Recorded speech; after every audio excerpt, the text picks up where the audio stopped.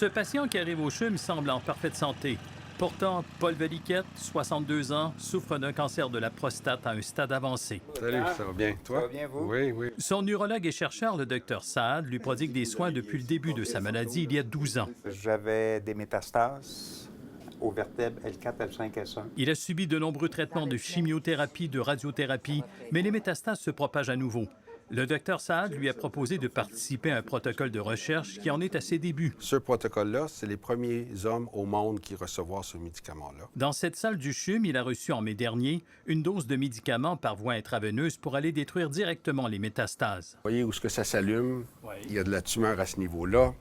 Et c'est vraiment ce qu'on espère va être l'avenir pour plusieurs cancers, que si on peut aller cibler le cancer elle-même en la visualisant et en la ciblant, on va être plus efficace parce qu'on sait que le médicament se rend où ce qu'on veut.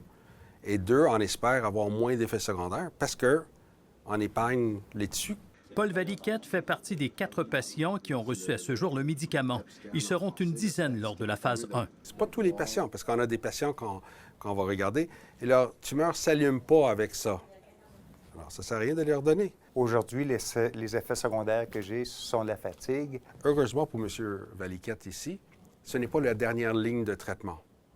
J'ai encore d'autres choses dans ma poche. 10 des patients qui reçoivent un diagnostic de cancer de la prostate ont des métastases. La moitié d'entre eux meurent. Voilà pourquoi cette recherche est très importante. S'il est démontré que les traitements donnent de bons résultats, il y aura des essais cliniques de phase 2 et 3 auxquels participeront jusqu'à 2000 hommes au Canada, aux États-Unis et en Australie.